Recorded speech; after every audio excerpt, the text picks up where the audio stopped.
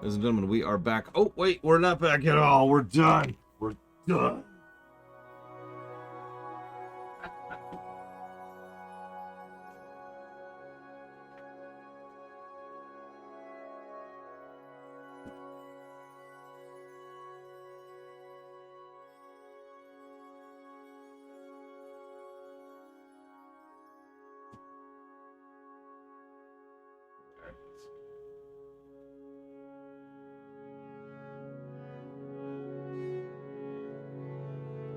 Season 1, Episode 2. Oh. Also known as Rapunzel's Enemy. Fresh out of the laundry. So.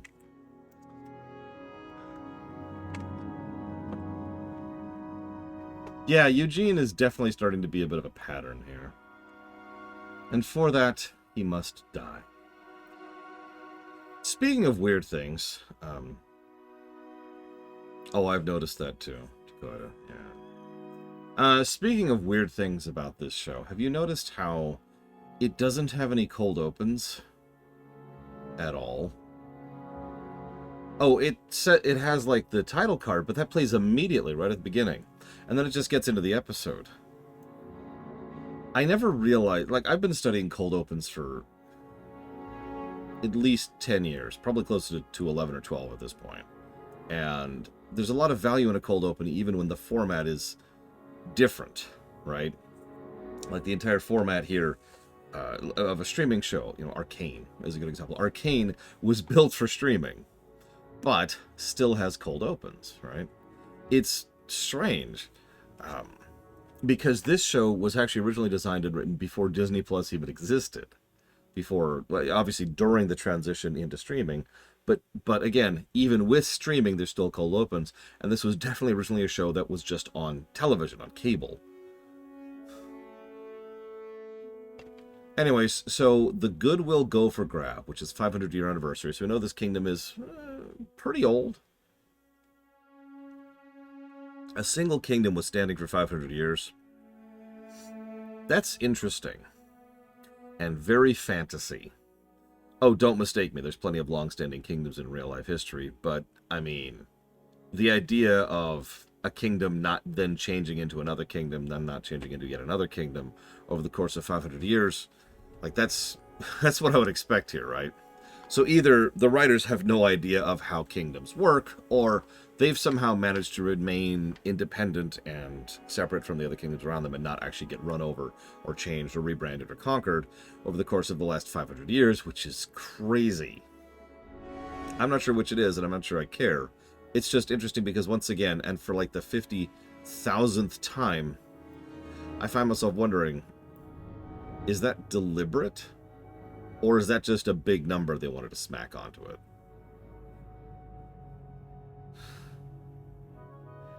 So I have to admit, I like the bit. Never even heard of that cheer before. And a boo to you too, sir. And at first I was going to compliment on how much she just kind of slid through it immediately and effortlessly. But no, it makes more sense that this woman, who I remind you has been sheltered for the overwhelming majority of her life, wouldn't even know what a boo is. In fact, if we're being honest, there probably should be a whole lot of fish out of water stuff with regards to Rapunzel, since she probably doesn't know how a lot of things work. Because, yeah, she literally doesn't know. This is a case of classic ignorance, you know, not actually been part of functional society for her life. Like, the fact that she is as reasonable and intelligent as she is honestly kind of suspension of disbelief breaking, if we're being totally real with ourselves. But let's move on from that. So she doesn't know what boo is. What could I have done to this person? Why couldn't this person like me? Okay, that's a little bit too relatable. Like, really relatable. Because, well, we're humans. And we lean this way psychologically. If 1,000 people say, you're awesome, and one person says, God, you suck, which one sticks with you? This is so frustrating because it's so built into our psychology. And speaking from experience, even knowing that, even understanding and processing that this is just a thing, still makes it hard to deal with. I get negative comments every day of my life, but it's worth noting I usually only get about one negative comment every day of my life. I get a whole bunch of positive comments, and as I've said for literal years, I have been fighting against that tide for literal years, trying to understand and process that. One moment, please.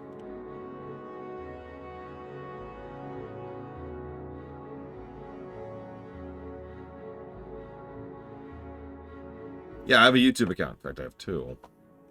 And I stream for a living, and it's just like... So you get locked into that kind of thing, and you know... And I over the years, I've tried to understand part of the reason why it bothers me so much, because part of it is it's an unfinished equation, right? If someone says you suck, then it's like, okay, it's whatever. But if someone gives you a multi-paragraph essay comment saying exactly how and why you suck and constantly telling you how much you suck, that just starts to grate after a while, right? And it is fascinating how much effort and time and work and energy people throw into trying to do everything they can just to make sure that you know that they don't like you, because it's important that that we know that they don't like us. And it's very strange. And yeah, they can be very methodical about this kind of a thing too. Yeah, Monty didn't try to deny anything, try to be anonymous. That could have been this much, much worse. Instead, he was nice and open and overt about it. But honestly, that just makes him one of the types of trolls that I've been dealing with for years and years at this point.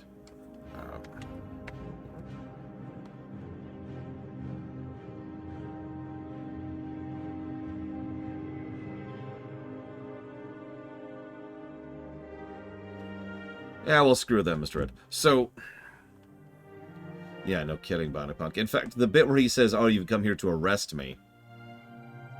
I mean, we know for a fact that the king has no problem arresting people who are known criminals, even if they have not currently committed a crime, because they did that to Lady Kane's father. Remember that?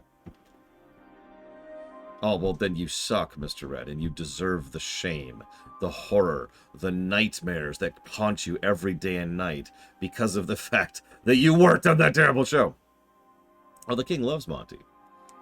But the point here is that this once again shows how this is kind of a benevolent kingdom thing, a very Disney kingdom kind of a thing. The king's a good guy, so he's not going to arrest someone just because he's being out and open about things. You get the idea. It's a whole thing. The way, another analogy I've used over the years is, let's say you've just been cleaning a countertop. Clean, clean, clean, clean, clean. And there's one stain you missed right there. Now, are you going to focus on how clean that countertop is, or are you going to focus on the stain? And yes, I realize I'm referring to people as stains here, but I meant more like of a stain on your record, right? If you make something and 80 people say, damn, that was a good thing you made, and one person says, wow, I can't believe anyone likes this garbage, then that's a stain on you. That's a stain on your record, right? Then we got to the boo gags, which... Oh, wow, that actually looped. Has this been going for 6 hours? Oh, it has. Okay. Then we got to the boo gags. That actually got a laugh out of me. First time this show's gotten a legitimate laugh out of me. We see how good of an artist she is, and there's this nice scene where Eugene says, oh, yeah, he's the sweetest guy, and if he doesn't like someone, they'd have to be the most horrible... Oh, it's you, isn't it? It's okay, it's okay, it's okay. Monty owns a sweatshop. He can't be that bad, or that good, right? Right? I want to gush about the colors. Something I've been talking about positively this entire time is how crazy good a lot of the color usage is on this show. The animation is certainly good, and I don't want to sound like I'm saying anything elsewise, but what really sings is the colors. Like, really, hang on, let me, oh my god, it's like just perfectly the wrong side. There. Look at this insanity. Look at the usage. First of all, there's no outlines. We already talked about that. But look at how vibrant that is. Look at greens, multiple shades of green, multiple shades of blue, multiple shades of purple. But notice all three of these colors all have everything ranging from black to white along their particular gradient. I'm probably using the wrong word here. In other words, we have some blacks and some whites in all three of those, except for the reds. The reds have no blacks or whites. In fact, they have a much shorter range of color variance between, or is it tone? God, I don't remember the word. Much smaller range of reds in the reds because they wanted to have the white popsicle sticks, and the only way that those lollipop sticks are actually going to be visible is if there's nothing there that's contrasting them. So the reds are more static. And I'm just pointing this out because this is just one of a dozen different things that somebody somewhere thought about when they were making this image. This is, in fact, a still for the case of the episode. It just kind of pans over it as it's doing the shot of the sweets shop. But this right here was such a perfect encapsulation of how much effort and time they put into their color usage. The palette, that I was really impressed with it. One of the things that used to bother me so much about bad, when you use the correct word, not old, bad NES games, in any video game really, but NES games were really bad about this, is they wouldn't think about color distinction. So you would have black outlines on dark creatures on black backdrops. And that's irritating. That literally makes it harder to see. That makes it more problematic to be able to tell what the hell you're doing. Yeah, Simon's Quest is actually a really good example of that. It's the kind of thing, whoa. She probably doesn't know what a sweatshop is. It's where they sell sweat, obviously. I don't know. No, that's, I don't have that prepped, Mr. Red, so I don't have it right here. So, no, I will not. I'm also writing down Jesse's Masks thing towards Pikmin block, Guardians of the Galaxy, and Cocoon. Thank you very, very much. Always appreciate Jesse's Mask. Thank you. And I just realized you can't see me bowing. Oh my god! I'm just terrible today. I know you can't see me bowing. Oh my god, you're all dead. You're all dead! Your pets are dead! Your enemies are dead! Your everything... So, really, really good color contrast.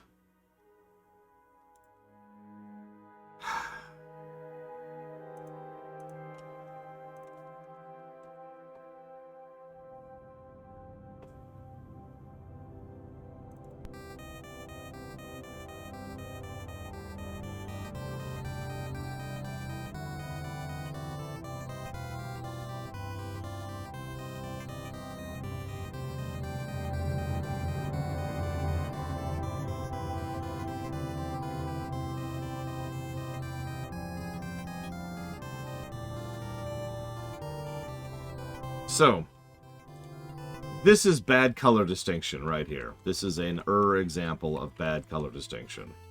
It's not the worst example, obviously. But you can tell immediately... Here, let's just get rid of that terrible, terrible noise. Even at a still... Yeah, just everything about this is awful. Obviously, there's problems with the distinction, there's problems with the visuals, there's problems with the tiles. But let's look just at the colors. What colors do you see on the screen right here? There's this weird dark blue, which was repeated absolutely everywhere. It's blue on the trees, it's blue on the grass, it's blue on the water, it's blue on the character. And then we have that kind of puke-ish, like neon green, which is, again, everywhere. And then there's black, and then there's a very, very small amount of white. It's the only thing that distinguishes the character at all. And then, like, there's a couple of other shades of, like, the olive green, which is in every tile, and, like, that little ochre red thing on the right. And that's it. That's it. In fact, if I was to go over here, you'd see that it gets even worse. Sorry, I'm kind of doing this upside down. When we go into town, I love how terrible this game is. This is walking speed right here. Behold its glory. Notice it's the same problem, by the way, once we get into town. This is the exact same problem here in town. There's nothing improved. A contemporary example? Well, okay, sure. We can go down the rabbit hole a little bit here. Hang on, let me look up when this came out. It's so sad I can type out the name of this game by memory. I've looked up. So this is 1987, okay? So hang on. Give me a second.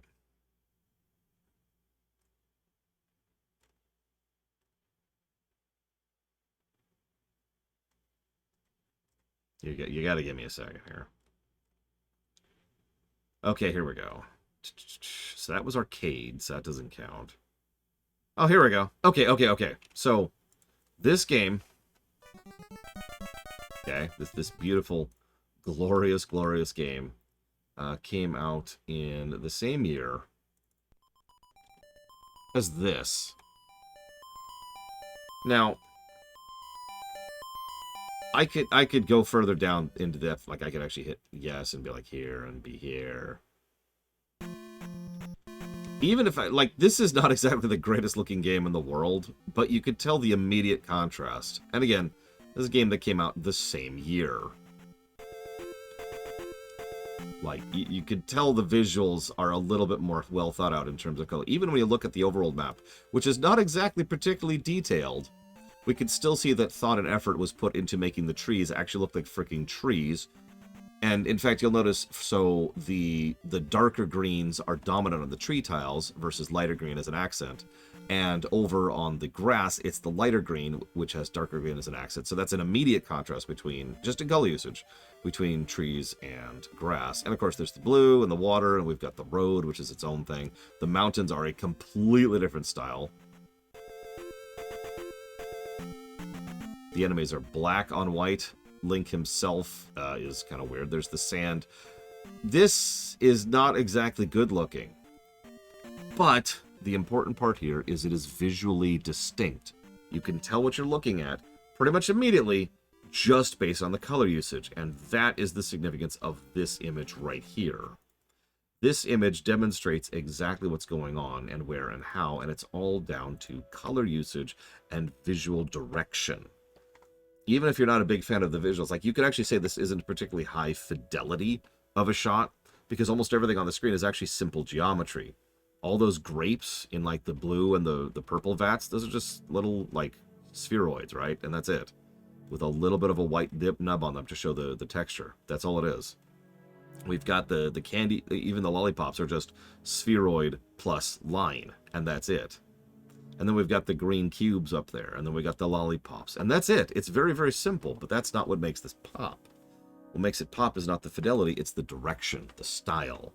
And this is something I talk about constantly, and that's why I actually bothered to save this image, because I really wanted to show people so that they understood exactly what I'm talking about when I say this show looks good. Really? I'm sorry, one moment, please.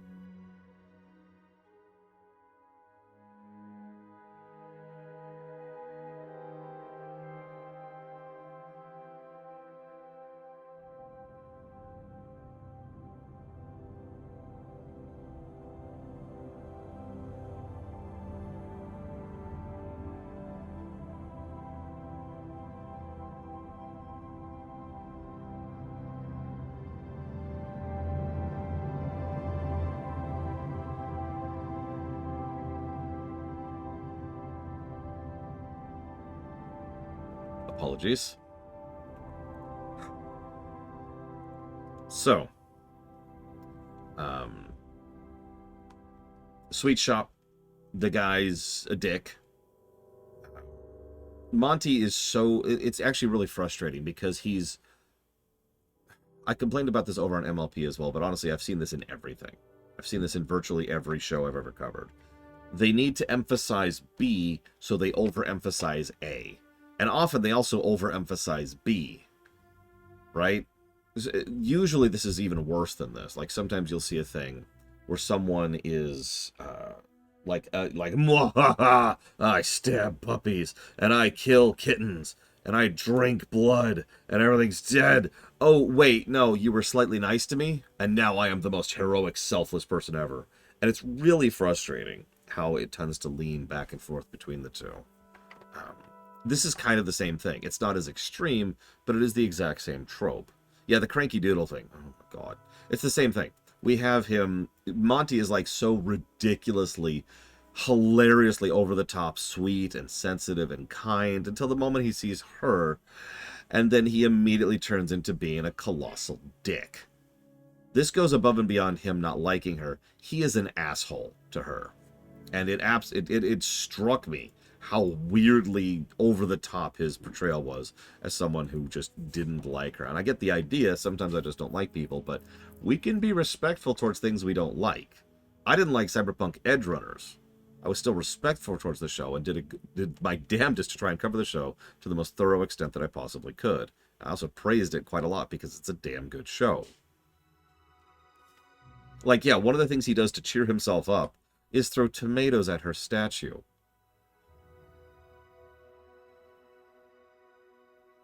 So, this leads to a montage, well animated, of her trying to win him over. And my actual notes at this point of the episode is literally just, I want to smack this guy. He also mentions two things. He mentions how the chocolate is hollow, just like our values nowadays. And he also mentions that the sign is so much better than the one my grandfather painted when he built this place with his own two hands. So I called right here and here, right at this exact point. Okay, he's a traditionalist. Now, I'm going to be honest, I am fairly anti-traditionalism. And to explain that slightly, what I mean by that is if we do something, we have to do it for a reason. So, like, we keep using wheels because wheels work. That's fine. But if there's a reason to stop using a tradition, then tradition be gone. That's generally my mindset on that.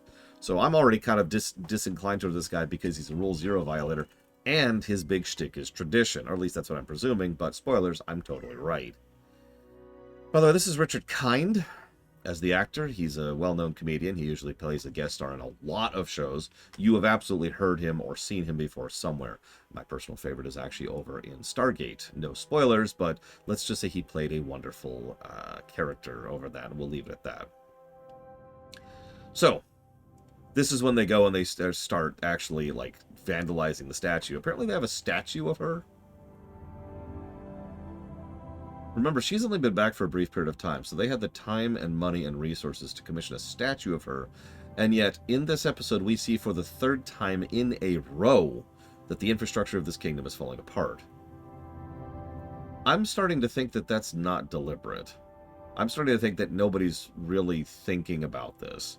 Like, my writer factor is going down the further we go into this show, because if this was, again, a show that I had a high writer factor, I'd be like, oh my god, this is indicative of how much the kingdom's falling apart, and the distinction between the classes, and maybe there's some economic stuff going on we don't know about. Maybe their prosperity is swinging down, and maybe this is going to be something that she's going to have to rise up and take ownership of the responsibilities of as princess of this kingdom. Maybe the king has been going seriously into debt, and that's been causing problems because of the fact that he's just not as good of a king as his parents were, or whatever. Like, there's all kinds of things they could go into this with this, but I don't know if this is the kind of show that's going to bother that, because we see the bridge in this episode, the monastery or fort in the previous episode, and the other bridge in the first episode. 3 episodes in a row with dilapidated infrastructure. Let me explain really quick. I'm sorry. One moment, please.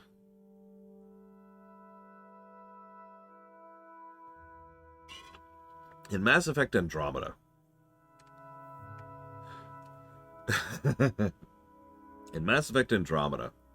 there's this black hole thing in the background when you're looking at the system that you're in Mass Effect Andromeda. And I say it that way because I don't remember the name of the system, forgive me. And almost every shot that looks at the system has a framing of that black hole. If you remember, when we were playing through that, when we were doing our live stream of that game when it first came out, I kept speculating on what exactly that meant, what the significance of the black hole was, and how it was related to the plot, and how it was related to the setting. And the answer is nothing. Turns out, all it was that it was one of the only things they put in the skybox. So every time you look at the skybox, it's there. In fact, in some cases, even if you look like that way, it's there, and then you go into another room and you look that way and it's there again, because it's the only item they put in the skybox. So it's always in the skybox. It's just the pretty thing in the background. This is exactly what Writer Factor is about. I had a higher trust than was deserved in that game, and I thought they were doing something on purpose. They're always framing the shots so there's this black hole in the distance. This is an actual real example. It's not an analogy. It meant nothing. It was just there because it was just a background visual element, nothing more. And that's what Writer Factor is in a nutshell. How much does that detail matter? Oh my god, I did not time that, I swear.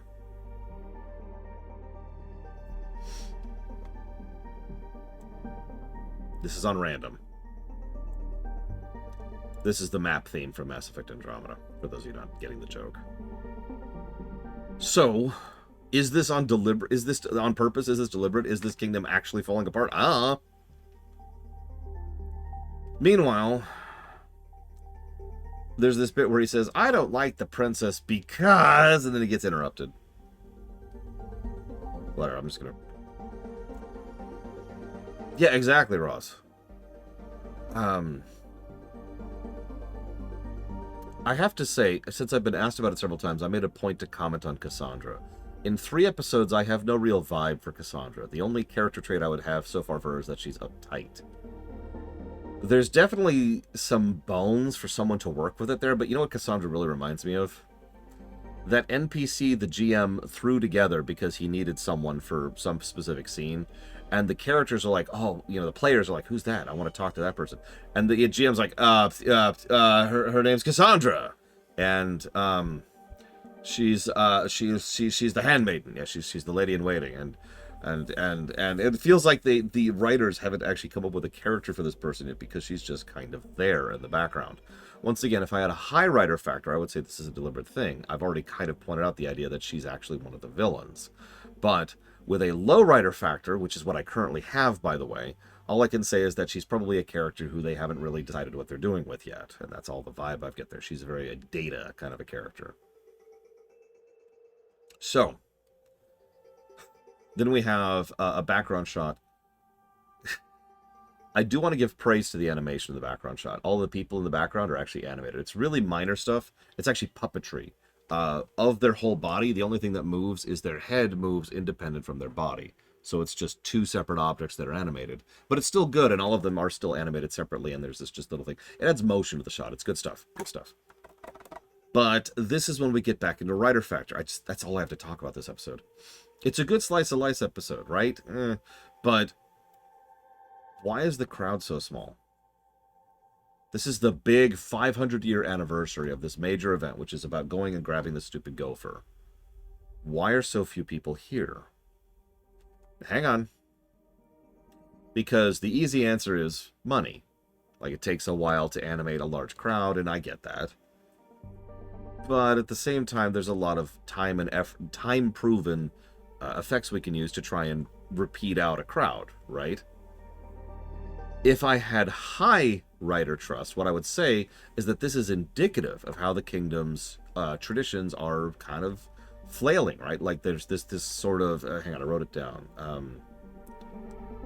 Here it is. That the tradition is falling behind in popularity, that people just are not caring about it the way they used to.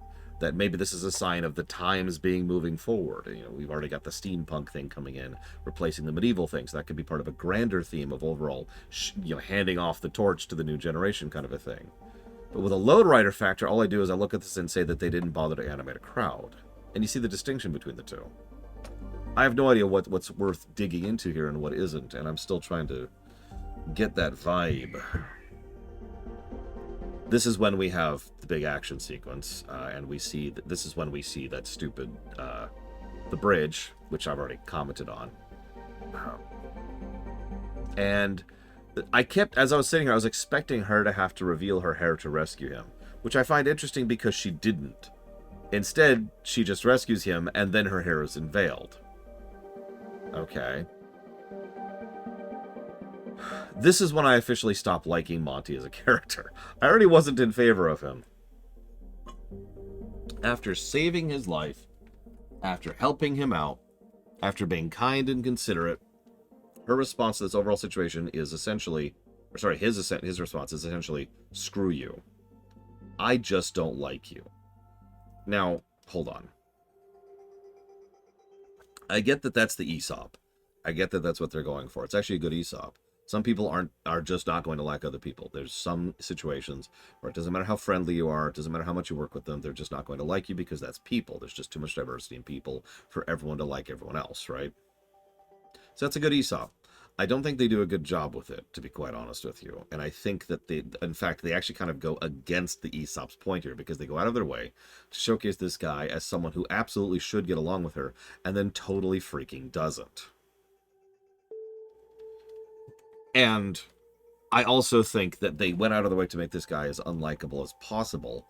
Because I'm sorry, regardless of the traditionalism thing, he's just a dick. And the whole episode, she's going way out of her way to reach out to him and be kind to him and be nice to him. And I have to bring up the Cranky Doodle thing again, because Cranky at least was willing to acknowledge, thank you for going out of your way to try and reach out to me, to try and be a friend for me. I appreciate it. And that would even come up in future episodes. Not a lot. It's always a background element, unless we're counting the Slice of Life episode. But here, he doubles down and just says, screw you. Now, again, you could say that's realistic, but I just, you know my argument about the realistic argument. And then the episode ends, and I'm just like, I wanted to like this episode more, because I love Slice of Life episodes, like, right? Like, I love Lower Decks over on TNG. I love Data's Day over on TNG. I really like, I can't remember the name of the episode, the MLP Slice of Life episode.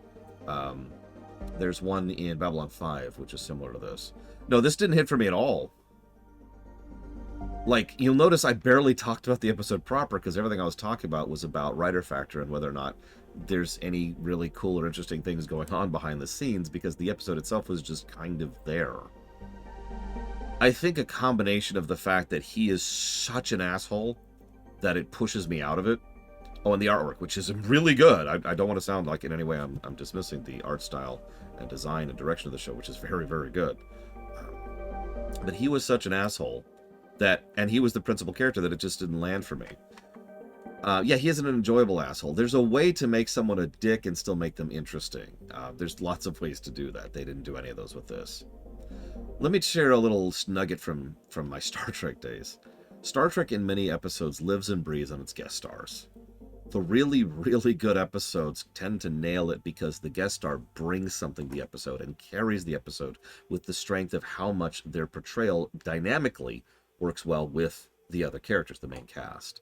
There are hundreds of examples of this across Star Trek. I'm not going to even try to name examples, because you can think of 50 right off the top of your head, right? Yeah, I was actually, you know what? Bruce Maddox, over in the trial episode for TNG. Bruce Maddox was an asshole, but there was an interesting enough layer to him, and he was willing to be reasonable. And there was a dynamic between him and Data, him and Picard, him and Riker, that actually made it work. And again, it's that dynamic that's key, because you've got your principal cast, but then the guest star has to act off of them. I can't remember the actor's name, but the guy who played Fajo in The Most Toys was a great actor and did it and absolutely nailed the role. But a lot of how that worked was because of how well he played off of Data, how well Brent Spiner and, I can't remember his name, played off of each other, right? You need to have that kind of dynamic in order for this to work. And instead, this just felt like a dick. And like they didn't go past rule 1 or line 1 in his character presentation. And so it didn't work. He doesn't have any particular dynamic with anybody other than the fact that he can't stand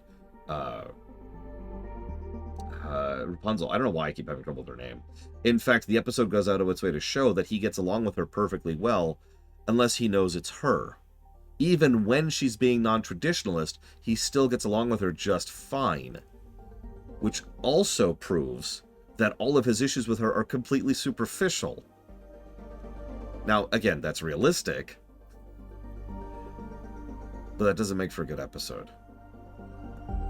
Yeah, he's just a fussy child. That's a great way to put that, Mr. Ed. I'm going to steal it. Guys, I got the greatest way to portray this. Now, I do think there's too much good on display for this to go into blue territory. There's too much good animation. There's too much good gameplay in general. There's too many, like, nice little moments and possibly world-building elements. Again, I'm not even sure about that. But I think this is another green. Because, yeah, the gameplay is carrying this hard at the moment.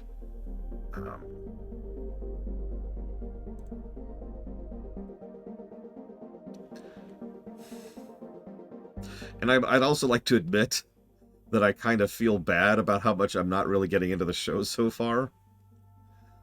But so having said that, I want to defend myself briefly because I want you to yeah, first of all, I'm really spoiled by really good television lately.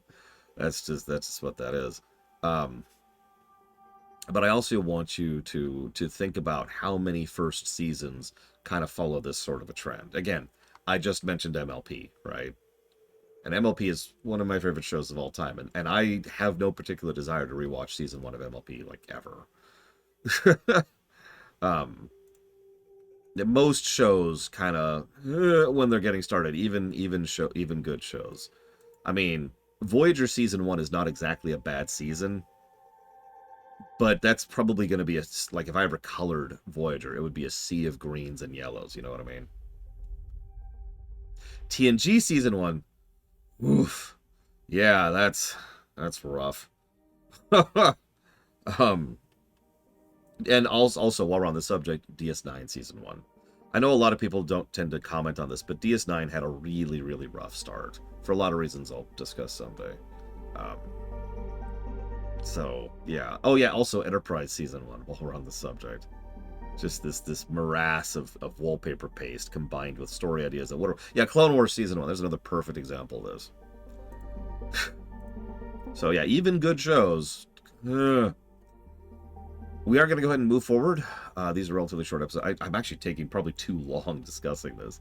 So I've done with the laundry. I'm done with my lunch break. I'm just going to go ahead and jump immediately into season 1, episode 3, which I'm not even sure I could pronounce that correctly. It's Fitzherbert P.I. I'm not sure what that's called. Although I just noticed one of the upcoming episodes is called Cassandra versus Eugene. That should be fun. Anyways, see you in a bit.